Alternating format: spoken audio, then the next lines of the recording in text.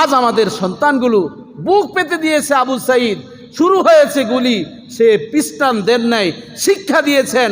আমরা এই ধরনের বুলেট বোমাকে ভয় করি না, আমরা একমাত্র আল্লাহকে ভয় করি। কথা ঠিক কিনা বলেন?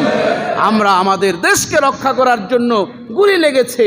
আজকে আমরা শ্রদ্ধা জানাই, সেলুট জানাই আমাদের এই সন্তানদেরকে, যারা দেশকে আজ এত সুন্দর একটা পরিবেশ উপহার দিয়েছে, তাদের মাদেরকে, বাবাদেরকে, আত্মীয় স্বজন, শোকাহত পরিবারের প্রতি আমরা শ্রদ্ধা জ্ঞাপন করছি, তাদেরকে সেলুট জানাচ্ছি।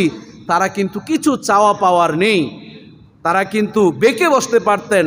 আমাদের সন্তান হারিয়েছি, এটা চাই, সেটা চাই, চাকরি চাই, আমার আরও সন্তান আছে, তাদেরকে চাকরি দিতে হবে, কোটি টাকা দিতে হবে, তারা কিচ্ছু চান না। তারা চেয়েছেন বাংলার স্বাধীনতা। কথা ঠিক কিনা বলেন? বাংলার বাক শক্তি চেয়েছেন, কোরআনের কথা হবে, তাফসীর হবে, মানুষ স্বাধীনভাবে বাংলাদেশে বসবাস করবে।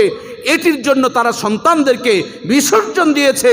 সেলুট মা বোনদেরকে, বাবাদেরকে, আমার সেই কোটা আন্দোলনকারী আমাদের শিক্ষার্থীদেরকে, আল্লাহ তাআলা যারা ইন্তেকাল করেছেন ঈমান নিয়ে, তাদেরকে শহীদি মরণের উঁচু মাকাম দান করুক, বলেন আমিন। শোকাহত পরিবারকে ধৈর্যশীল হওয়ার তৌফিক দান করুক, বলেন আমিন। এটি আমাদেরকে কোরআনের আয়াত শিক্ষা দিয়েছে। বাবাজি বন্ধুরা আমার, আল্লাহর বিধান অনুযায়ী দেশ না চালালে কি অবস্থা হবে সে সম্পর্কে রাসূলুল্লাহ সাল্লাল্লাহু আলাইহি ওয়াসাল্লাম হাদিস কেন বর্ণনা করেছেন, যা আব্দুল্লাহ ইবনে ওমর রাদিয়াল্লাহু তাআলা আনহু বর্ণনা করেন, ওমালাম তাহকুম আইয়ুমাতুহুম বিকিতাবিল্লাহি ওয়া ইয়াতাখায়্যারু মিম্মা আনজালাল্লাহু ইল্লা জাআলাল্লাহু বাসাহুম বাইনাহুম। জোরে জোরে বলেন আল্লাহু আকবার।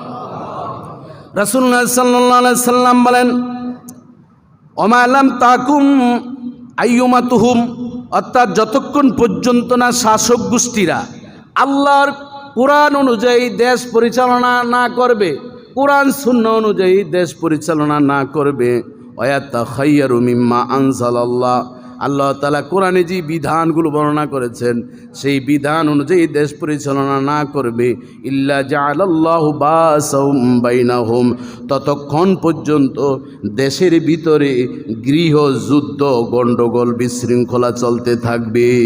নাউজুবিল্লাহ বলেন। তাহলে এই হাদিস থেকে কি শিক্ষা?